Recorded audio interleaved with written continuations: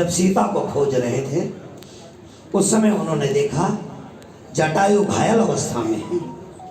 राम जटायु के पास पहुंचे, उन्हें पूछा आपकी ये दशा कैसे हुई।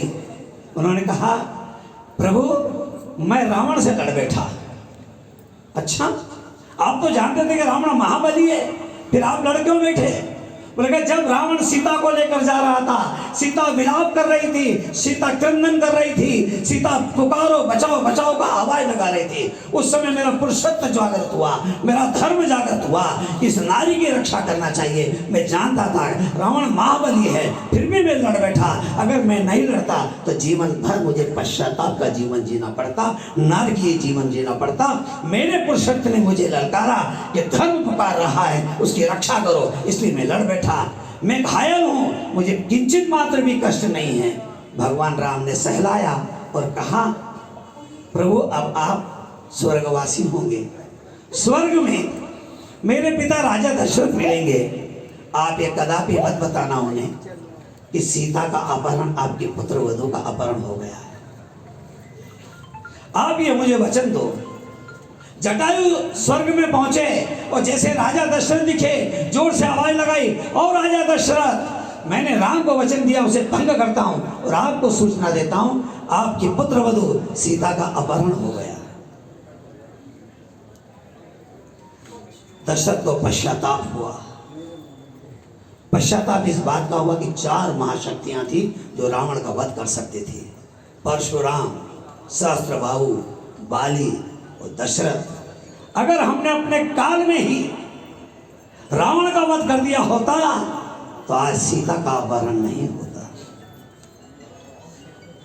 आज सीता का अपहरण नहीं होता। राजा दशरथ ने धर्म की जय की, अधर्म का नाश नहीं किया। अधर्म का नाश कर दिया होता तो यह अधर्म नहीं होता। भगवान राम ने धर्म की जय नहीं की, अधर्म का नाश किया है, अधर्म का नाश किया है। अधर्म का नाश होगा तो धर्म की जय होगी ही। आज का युग का आह्वान है, प्रभु राम संकेत दे रहे हैं। जो रावण अपने यहाँ है, जो आज सीता रूपी बालिकाओं का अपहरण कर लव जिहाद का आंदोलन चलाते हैं, अधर्म का नाश करने के लिए कमर कसना होगी। यह अक्षत लेकर हम घर घर जाएंगे, मंदिर मंदिर जाएंगे, प्रत्येक जिले में पहुंचेंगे, वहां स्थापित होंगे। यह अभिमंत्रित अक्षत वहां जब पहुंचेगा तो वहां से धर्म की भक्ति और राष्ट्र की भक्ति निकलेगी और हम सब आनंदित और गौरवान्वित होंगे कि राम वहां प्रस्थापित होगी उनकी प्रतिमा और गांव गांव उस आनंद में अभिभूत होगा। धर्म की जय से पहले अधर्म का नाश होने की आवश्यकता है, यह बड़ा आह्वान किया है हुकुमचंद सांवला, जो कि केंद्रीय उपाध्यक्ष है विश्व हिंदू परिषद के।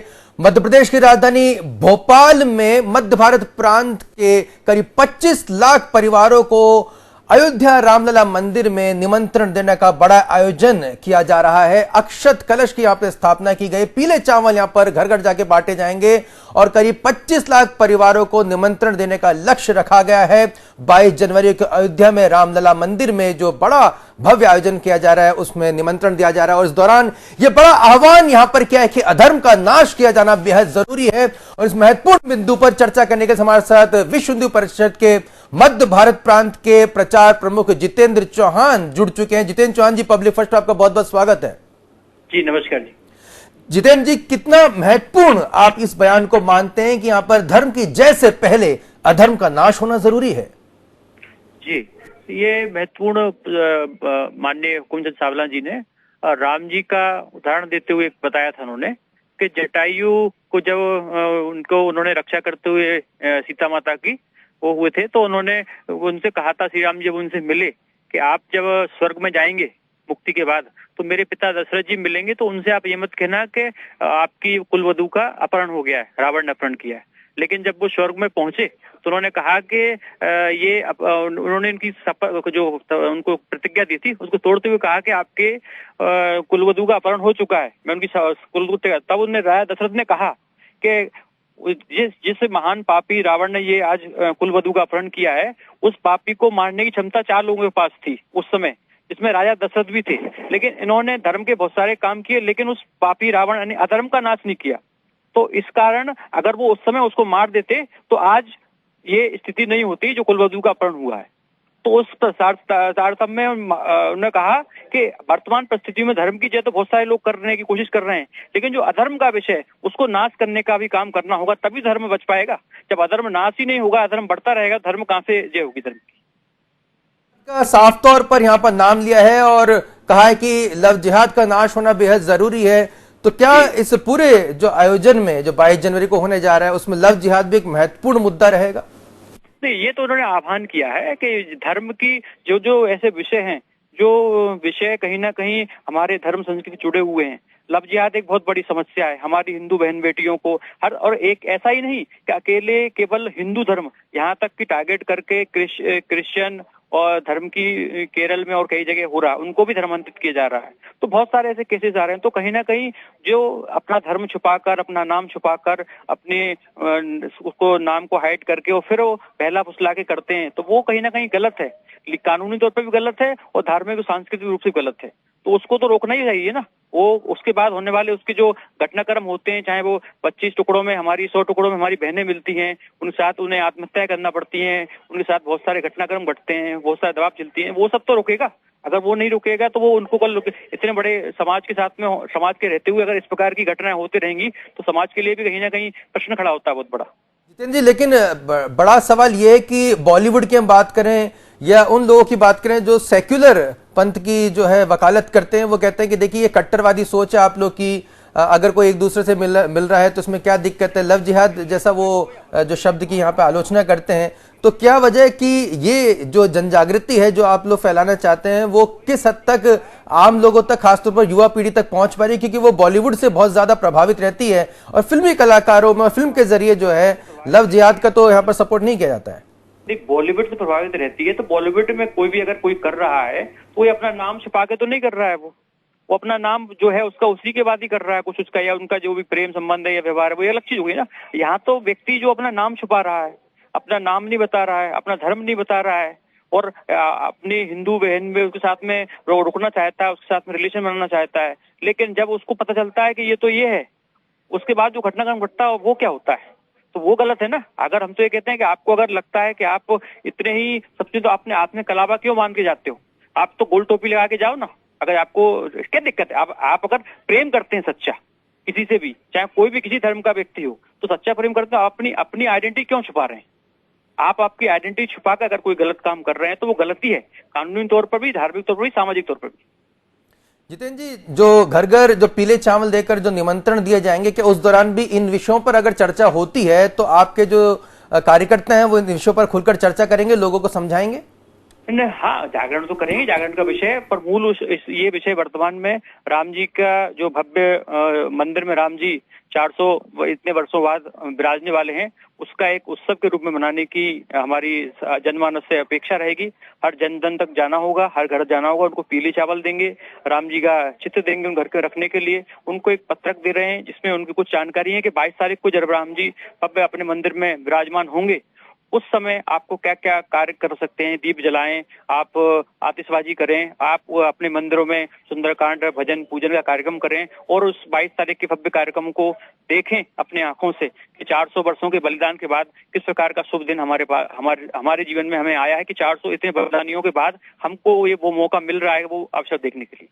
राम मंदिर के मुद्दे को सिर्फ एक कहा जा सकता है कि एक प्रॉपर्टी विवाद के तौर पर या एक जमीन विवाद के तौर पर देखा गया, लेकिन इसके ऐतिहासिक पहलुओं को बहुत ज्यादा जो है सामने नहीं लाया जा सका। क्या विश्व हिंदू परिषद और आपके तमाम जो सहयोगी संगठन है इस दौरान जब आप घर घर पीले चावल बांटेंगे उन ऐतिहासिक और पौराणिक तथ्यों को भी आम जनता के सामने प्रस्तुत करेंगे, उनको जागृत करेंगे? जी बिल्कुल जागृत करेंगे, वही सारे विषय पहुंचे भी लोगों की जानकारी में भी है। अकेला प्रॉपर्टी विवाद नहीं है, वो एक जन्मभूमि का विषय, क्योंकि राम के मंदिर तो बहुत सारे सकते हैं लेकिन राम की जन्मभूमि एक ही है, वो एक ही रहेगी। एक आखिरी सवाल, मौजूदा परिदृश्य में जब हमास ने इजराइल पर हमला किया और हमास के लड़ाकों ने जिस तरह से जो तस्वीरें सामने शुरुआती दौर में जहां पर महिलाओं का चीरहरण भी किया गया, बहुत ही निर्मम हत्याएं भी की गई, इस परिप्रेक्ष्य में जब पूरा विश्व जो है तमाम जो खबरें चल रही हैं उस दौरान राम मंदिर का ये जो नया जो आंदोलन है, कहा जा सकता है कि नए सिरे से दीपावली 22 जनवरी को मनाई जाएगी, इस तरह की आप तैयारियों में आप लोग जुटे हुए हैं, कैसे देखते हैं इन दोनों घटनाओं को, परिदृश्य को? ये घटना जो घटी है ये तो वही उसका कट्टरता का भी प्रदर्शन है और वही विषय जो पढ़ाया जा रहा है, कहीं ना कहीं उनको जो शिक्षा दी जा रही है उसी का ही प्रदर्शन है। क्योंकि वो जिस प्रकार की मानसिकता, जिस प्रकार का कृत्य कर रहे हैं, वो उसी जो सीखेगा, जो पढ़ रहा है, उसके बाद ही वो उस प्रकार का कृत्य कर सकता है, अन्य कोई उसको नहीं कर सकता है। तो कहीं ना कहीं जो वो सीख रहे हैं, जो उनको सिखाया जा रहा है, वही प्रदर्शन वो उस कट्टर मानसिकता है। उससे अकेला भारत ही पीड़ित नहीं, पूरी दुनिया पीड़ित है।